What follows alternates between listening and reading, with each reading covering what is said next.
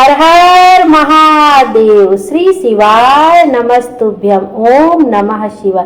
बोलो माता पार्वती की जय, उमापति महादेव की जय। आप सब भी कमेंट में हर हर महादेव अवश्य लिखिएगा। आइए आज के वीडियो में हम कजरी तीज की व्रत कथा का श्रवण करेंगे। भाद्रपद मास में कृष्ण पक्ष की तृतीया तिथि के दिन कजरी तीज का व्रत किया जाता है। इस बार कजरी तीज का व्रत 12 अगस्त 2025 दिन मंगलवार को रखा जाएगा। पौराणिक मान्यताओं के अनुसार यह व्रत पहली बार माता पार्वती ने भगवान शिव को पति के रूप में पाने के लिए किया था। कजरी तीज पूजा के दौरान कजरी तीज की व्रत कथा अवश्य सुननी चाहिए, जिससे महिलाओं को अखंड सुहाग की प्राप्ति होती है और परिवार का कल्याण होता है। बिना तीज की व्रत कथा का श्रवण किए आपका व्रत पूर्ण नहीं होता है। सौभाग्य पाने के लिए, संतान की प्राप्ति के लिए और कुंवारी लड़कियां मनपसंद जीवन साथी पाने के लिए कजरी तीज का व्रत करती हैं। कजरी तीज को सातुड़ी तीज भी कहा जाता है और नीमड़ी तीज भी कहा जाता है। आइए अब इसकी पौराणिक कथा का श्रवण करते हैं। पूरी सच्ची श्रद्धा और दिल से हम माता पार्वती का स्मरण करते हुए अब कथा को सुनना आरंभ करते हैं। पौराणिक कथा के अनुसार एक गांव में एक गरीब ब्राह्मण दंपत्ति रहते थे। वो दंपत्ति मुश्किल से 2 वक्त का भोजन भी जुटा पाते थे। इसलिए उस साल ब्राह्मण की पत्नी ने कजली तीज का व्रत रखने का संकल्प लिया और जब उसने व्रत रखा तो अपने पति से कहा, सुनो जी, आज मेरा तीज माता का व्रत है, आप कहीं से चने का सत्तू लेकर आओ। इस पर ब्राह्मण ने कहा, मेरे पास पैसे नहीं है तो मैं सत्तू कहाँ से लाऊं। ब्राह्मण का यह जवाब सुनकर उसकी पत्नी नाराज हो गई और कहा, वह सब मैं नहीं जानती, चाहे चोरी करो या चाहे डाका डालो, लेकिन मेरे लिए सत्तू लेकर आओ। अपनी पत्नी की जिद सुनकर ब्राह्मण बहुत परेशान हो गया और घर से सत्तू लाने के लिए निकल पड़ा। रात का समय था और जब ब्राह्मण सत्तू लाने साहूकार की दुकान पर पहुंचा तो उसने देखा कि साहूकार के साथ साथ उसके सभी नौकर भी सो रहे थे। वो चुपके से दुकान में घुस गया, लेकिन उसे वहां सत्तू नहीं मिला। सत्तू न मिलने पर वह सत्तू बनाने के लिए वहां से चने की दाल, घी, शक्कर लेकर सबको 1.25 किलो के बराबर तोल कर ले लिया। जब ब्राह्मण ये सब कर रहा था तो खटपट की आवाज सुनकर दुकान के नौकर जाग गए और चोर चोर चिल्लाने लगे। जब शोर शराबा सुनकर साहूकार की नींद खुल गई तो उसने ब्राह्मण को देखा और उसको पकड़ लिया। पकड़े जाने पर ब्राह्मण ने बहुत विनम्रता से कहा, मैं चोर नहीं हूँ, मेरी पत्नी ने कजरी तीज का व्रत किया है। मैं केवल 1.25 किलो सत्तू लेने आया था, लेकिन सत्तू न मिलने पर सत्तू बनाने की 1.25 किलो सामग्री लेकर जा रहा था। आप मेरी तलाशी लेकर देख लीजिए। ब्राह्मण के ऐसा कहने पर साहूकार ने उसकी तलाशी ली। उसके पास सत्तू के सामान के अलावा कुछ नहीं मिला।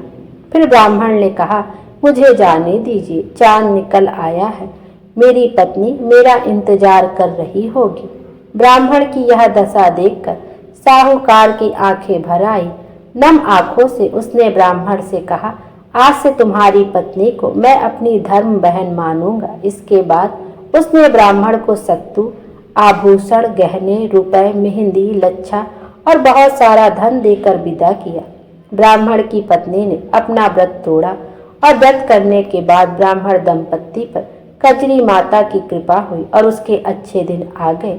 इस कथा को पढ़ने सुनने के साथ साथ सब लोगों के वैसे ही दिन फिरे जिस तरह ब्राह्मण के दिन फिरे थे। बोलिए कजरी माता की जय, माता पार्वती की जय, हर हर महादेव। आइए अब कजली तीज की एक अन्य व्रत कथा का श्रवण करते हैं। कजली तीज को ही नीमड़ी व्रत भी कहा जाता है।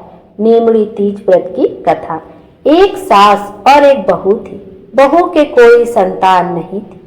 एक दिन सास और बहू अपनी पड़ोसन के घर गई।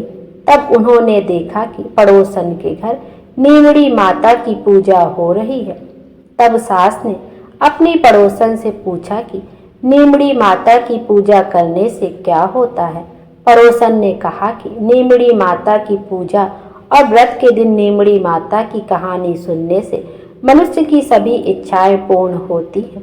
तब सास ने कहा, यदि मेरी बहू गर्भवती हो जाएगी तो मैं नीमड़ी माता को 1.25 सेर का पिंड चढ़ाऊंगी और सातुड़ी तीज का व्रत करूंगी।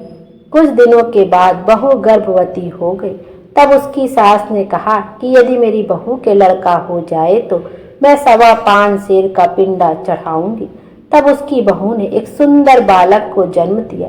जब अगले साल तीज आई तो सास ने पुनः कह दिया कि जब इसका विवाह हो जाएगा तब 1.25 मन का पिंडा चढ़ाऊंगी। कुछ दिनों बाद उसके लड़के का विवाह भी हो गया। जब तीज का त्योहार आया तो सास बहू दोनों अपनी नई बहू को लेकर नीमड़ी माता की पूजा करने गई। सब लोगों ने तो पूजा कर ली, लेकिन जब ये दोनों पूजा करने लगी तो नीमड़ी माता दूर खिसक गई। यह जितना पास जाती नीमड़ी माता उतनी ही दूर खिसक जाती।